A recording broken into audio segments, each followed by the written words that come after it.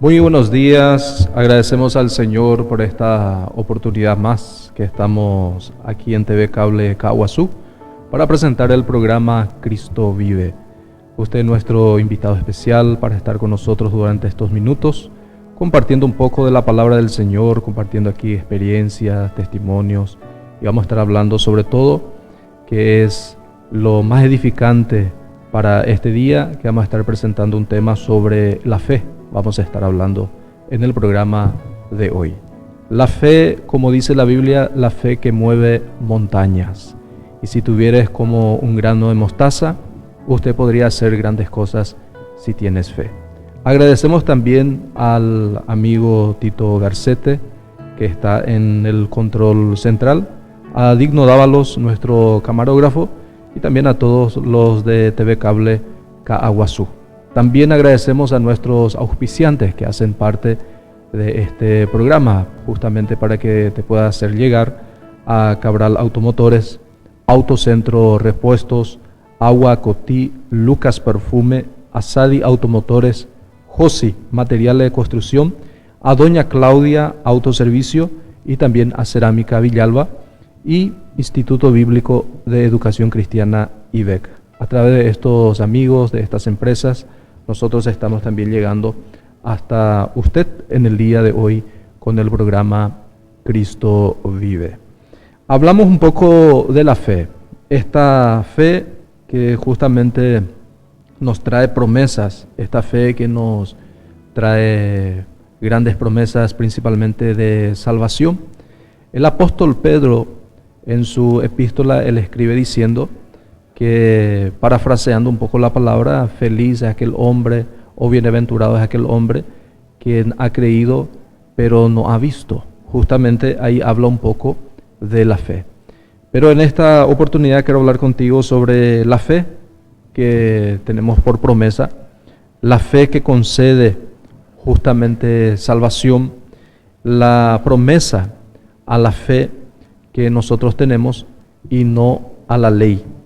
Tenemos como base en esta mañana que yo quiero compartir contigo en Romanos capítulo 4, versículo 13 y el versículo 15. Y también quiero estar trayendo a colación este tema donde el apóstol Pablo estuvo hablando a los romanos sobre la fe. ¿Por qué esto?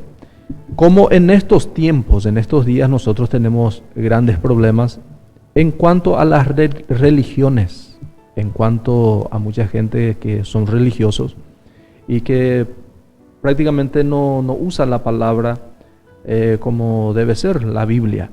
Muchos defienden una idea propia, muchos defienden una filosofía, inclusive muchos defienden una teología y que muchas veces está muy lejos de lo que es la palabra del Señor. Y en esta mañana nosotros queremos hablar justamente de esta fe que nosotros alcanzamos la salvación, que no es por ley, no es por obras, pero simplemente es por gracia.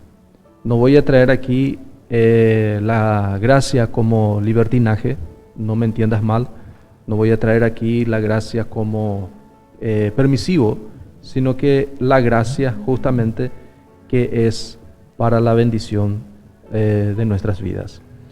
En esta época, cuando el apóstol Pablo escribe el libro de Romanos capítulo 4, versículos 13 y 15, él justamente estaba hablando, el apóstol Pablo estaba hablando a los romanos sobre el relato de la promesa que Dios hizo a padre Abraham. ¿Quién fue Abraham? Abraham fue un gran líder, el patriarca, que nosotros decimos que a través de él nosotros alcanzamos la fe.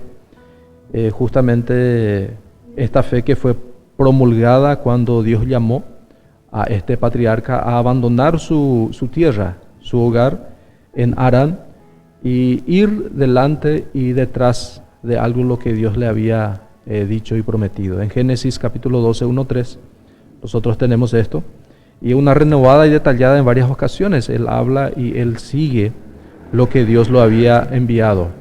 Aquí nosotros tenemos una interesante alusión de Pablo, que es el modo en que éste define esta promesa, afirmando que Abraham sería heredero del mundo. ¿Cómo es esto? Que Abraham sería el padre de las multitudes. En Génesis nosotros tenemos esta mención repetidamente y varias veces, el hecho de que Abraham sería una bendición para todo el mundo. Nosotros no podemos, y se suele pensar en sus descendientes biológicos, no, difícilmente que Abraham sería de todo el mundo en el sentido biológico, sí, pero aquí a través de la promesa, a través de algo que el Señor había prometido y hecho, nosotros llegamos justamente a esta gran bendición que es a través de la fe. En esta época había un gran problema entre los romanos. Nuevos convertidos al cristianismo, romanos cristianizados, y ellos querían traer una costumbre y una ley judía en medio de los nuevos cristianos. Y ahí aparece el problema de la circuncisión, aparece el problema de las leyes, aparece el problema justamente que ellos deberían ser salvos a través de esfuerzos humanos y no justamente a través de la palabra del Señor.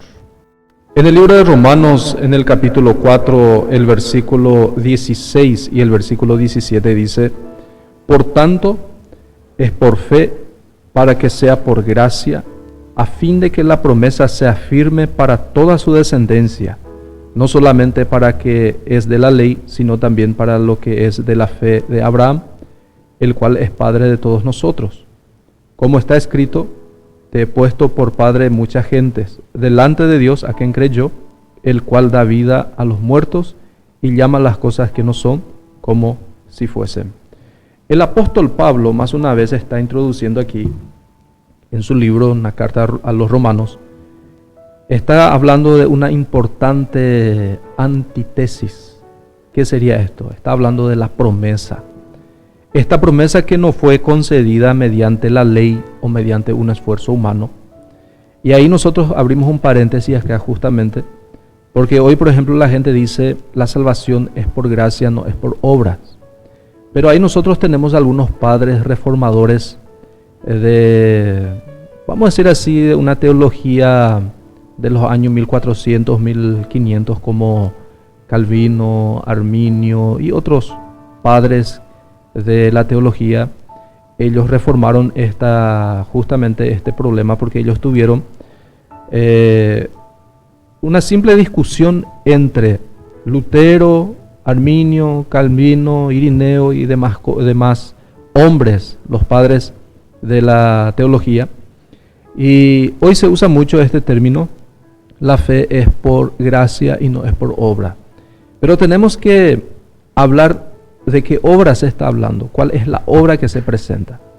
Aquí lo que ellos están diciendo no es la obra humana, no es el esfuerzo humano, sino que ellos están hablando de una obra que una cierta religión, una determinada iglesia, practicaba las obras, diciendo que a través de esas obras las personas podrían salvarse. Y la promesa, justamente aquí habla que fue concedida a través de la gracia y no fue concedida mediante la ley o mediante un esfuerzo humano, sino que fue mediante la fe, la cual se le tomó en cuenta como justicia. Los versículos 14 y 15 del capítulo 4 de Romanos explica también esta expresión donde habla no fue mediante la ley, y los versículos 16 y 17 hablan y desarrollan el significado de esta frase mediante la fe, la cual se le tomó en cuenta como justicia. Sin embargo, tenemos aquí un reflejo, un acento clave que encontramos a lo largo de esta sección. Tenemos también como base bíblica capítulo 3, 29 y 30 de Romanos, donde Pablo enseña una consecuencia en particular, a saber que la bendición prometida puede otorgarse a toda la descendencia de Abraham. ¿Y quién sería la descendencia de Abraham? Todos aquellos que creyeron mediante la fe. No por méritos humanos, no por esfuerzos humanos, sino que creyeron en Dios mediante la fe. Tenemos una pregunta aquí. ¿Alguna vez usted ya ha visto a Dios? ¿Ya le ha visto a Jesús? ¿Alguna vez usted ya conversó personalmente, como nosotros estamos dialogando aquí, con el Señor? No. Entonces ahí entra la fe. Ahí entra el poder de la fe, esta fe que produce salvación, esta fe la fe salvífica. Tenemos aquí el término que nosotros podemos hablar también de la descendencia de Abraham, que es un término importante, tanto en los pasajes de la promesa de Génesis. Tenemos aquí varias referencias bíblicas como capítulo 12 de Génesis, versículo 7, el capítulo 13, 15, el 15, 5, como en los escritos de Pablo también en Romanos 9, en Gálatas 3, 16. Es una palabra colectiva que por regla general hace referencia a los descendientes físicos. Sin embargo, Romanos 4, 12 dice que está hablando de un significado espiritual que habla de Abraham como padre de todos los cristianos o de todos los creyentes. Al final del capítulo 4, 16, Pablo especifica que hay dos grupos que configuran esta semilla espiritual de Abraham, los que son de la ley y los que también son de la fe de padre Abraham. Tenemos aquí dos puntos al expresar este modo. Pablo está indicando que tiene en mente tanto a judíos en general, también a los que no son, a los que son de la ley y también a los que no son de la ley, como a los creyentes gentiles o a los cristianos gentiles. Es cierto que Romanos 9:11 habla y considera a Israel en su conjunto como beneficiario de la promesa de Dios. Sin embargo, en este contexto hay una preocupación en mostrar, en validar la promesa hecha a Abraham para todos los cristianos o para todos los creyentes. Es casi seguro que el apóstol está haciendo referencia a los cristianos de origen judío y a los de trasfondo gentil. Tenemos aquí el carácter de la fe de Abraham. El carácter de la fe de Abraham. Pablo, en una descripción del Dios en quien creía Abraham, al explicar el contenido de su creencia, lo que dice Pablo aquí sobre la fe está presentando, descansa en una tradición muy extendida. Encontramos también en Hebreos 11, 11, 12, el acento en la convicción de Abraham, cuando habla de Sara, de que Dios haría lo que había prometido, aun cuando todas las pruebas físicas apuntaban en la otra dirección. Tenemos el capítulo 4, 18, como ya mencionado, habla de una esperanza de Abraham, que Abraham esperó en Dios desde un punto de vista humano. Mirando la situación de Abraham, mirando la situación de su esposa, que ya eran viejos, aquí surge una promesa del Señor diciendo que ellos tendrían un hijo en la vejez. Sin embargo, ellos pudieron y tuvieron toda la razón de poner a dudas esta promesa del Señor, porque ellos ya estaban de avanzada edad y pensaron si pudieran tener hijos, porque él tenía 100 años y Sara, su esposa, tenía prácticamente la misma edad. Entonces Abraham no ignoraba la realidad. Por el contrario, él hizo frente a los hechos, los tuvo plenamente en cuenta. Sin embargo, todo esto no hizo que su fe se debilitara. ¿Por qué? Porque su fe estaba también puesta en la esperanza, en una esperanza que emanaba de la promesa de Dios. Por consiguiente, Pablo concluye ante la promesa de Dios que Abraham no dudó como un incrédulo, sino que se reafirmó en su fe y dio gloria a Dios. Ahora, tenemos aquí varios puntos que mencionar sobre la fe. Hay pocas palabras tan importantes para los cristianos como el término fe. Yo podría decir que el mundo de los cristianos, el mundo de las personas, tu mundo podría ser, se mueve a través de la fe. Nosotros vivimos a través de la fe. Si yo digo voy a salir ahora de este lugar y voy al otro lado de la ciudad, yo tengo una fe que en el camino no me va a suceder nada, no me pasará nada. Entonces, nosotros tenemos una fe, tanto natural como una fe espiritual, dentro de nosotros como seres humanos. Y esta fe es tan importante, inclusive para los cristianos, y debe ser importante para usted también. ¿Por qué? Así se debe ser puesto, porque el apóstol Pablo va explicando en el Evangelio de Romanos que la fe es el centro de todo el asunto. Él dice que es muy posible hablar de la fe sin comprender realmente lo que significa. ¿Alguna vez usted ya ha pensado qué significa la fe? ¿Qué es la fe para usted? No sé si alguna vez usted dice, yo creo en milagros. Muchas veces nosotros decimos, creemos en milagros, pero no queremos creer en la persona que hace los milagros. Muchas personas prefieren creer en milagros y no creer en el dador o a la persona que puede, el causador del milagro. Entonces aquí nosotros tenemos, y algunos cristianos parecen equiparar la fe con un mero asentimiento intelectual a una serie de afirmaciones doctrinales. Otros piensan que la fe consiste en bautizarse y participar con regularidad en la comunión con los santos o en la iglesia. Están también los que entienden la fe como una emoción que pueden estimular para conseguir lo que quieren de Dios. No podemos exponer aquí de manera exhaustiva la noción bíblica de la fe o tratar las perversiones actuales de esta palabra. No hay cómo.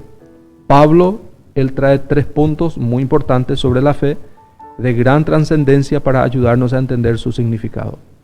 Él presenta primeramente la fe es distinta de la ley. ¿Por qué?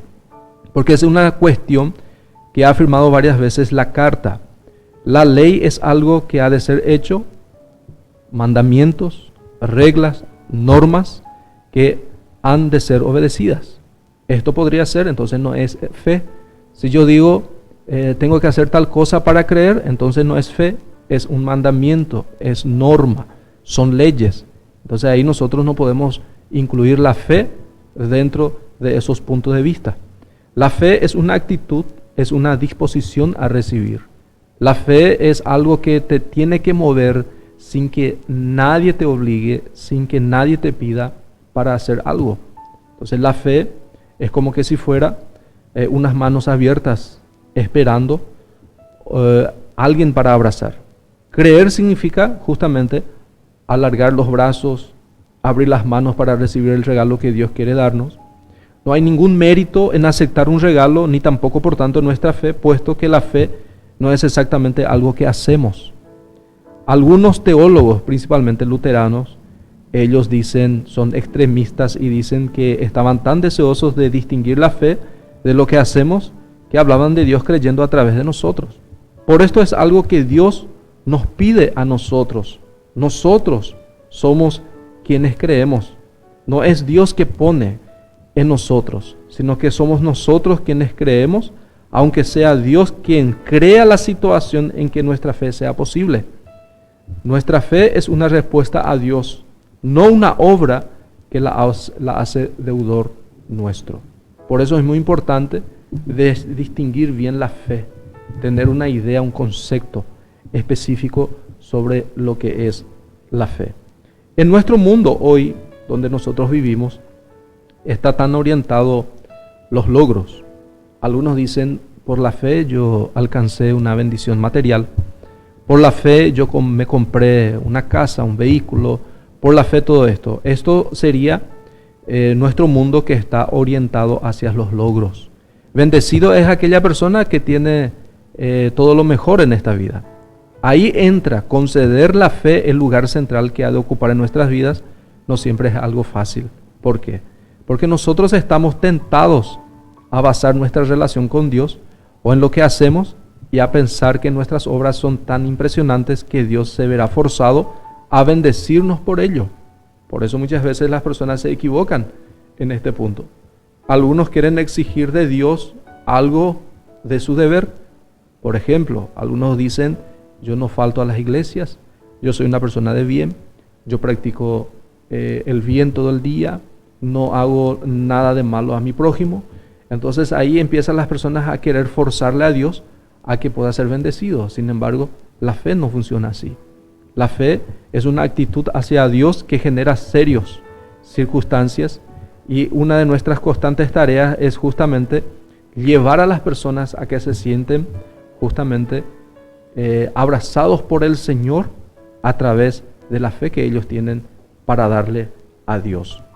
Mensajes que nosotros tenemos para resumir a unas personas que piensan de esta manera es justamente que Dios nos acepta, no por lo que nosotros hacemos o por lo que nosotros podamos hacer, sino porque nos hemos humillado delante de Él y nos hemos recibido el don de la salvación que Él nos extiende.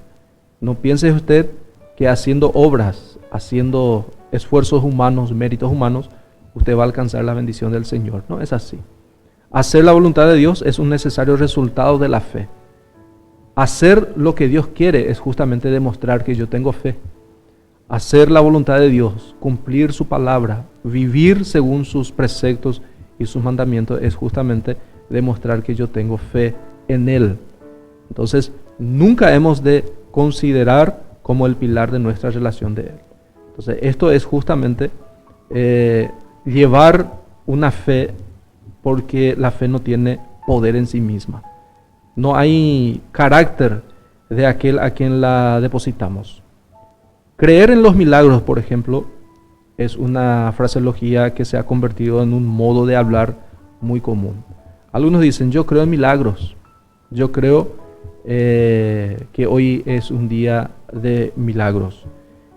Por esto la popularidad le debe mucho a la moda religiosa actual, porque muchos tienen este término, esta palabra religiosa actual, que consiste en creer en alguna forma de poder sobrenatural que ejerce una influencia positiva en las vidas de las personas. El lenguaje de la Biblia no nos invita a creer en los milagros. La Biblia no dice que nosotros debemos creer en los milagros, sino que la Biblia dice que nosotros debemos creer en el Dios que obra milagros. El milagro es la consecuencia de creer en Dios que hace milagros. Esta es exactamente la terminología que utiliza Pablo en el libro para hablar de Dios cuando describe la fe de Abraham. En el capítulo 4 de Romanos 17:21, él está reconociendo que Dios era aquel que puede poner vida donde no lo hay y hablar de las cosas que no son como si ya existieran. Estas cuestiones tenían una aplicación específica a su propia situación.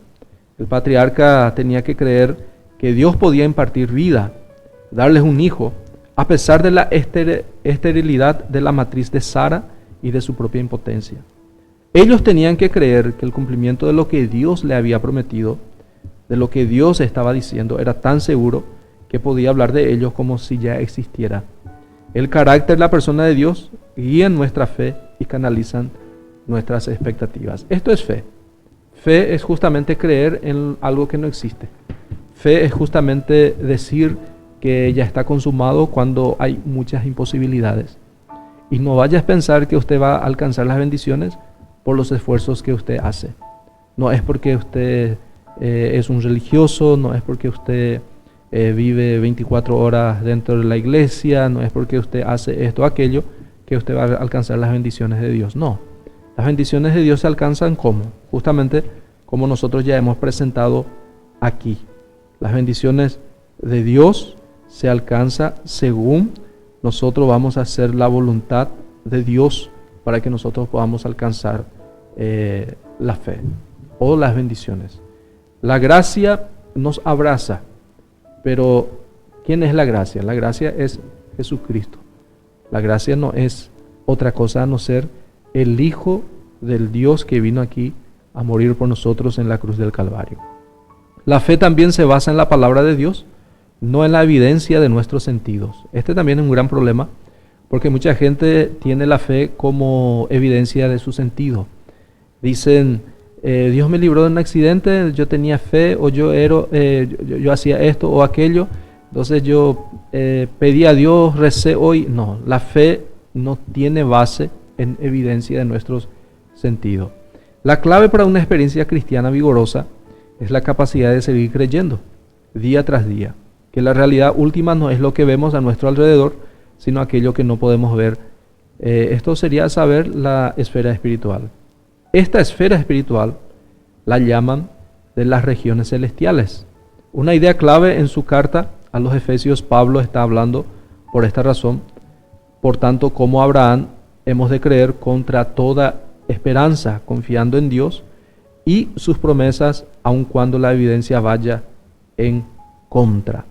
Tenemos algo muy importante, la fe arbitraria y la fe con fundamento. Pablo está hablando aquí de una esperanza.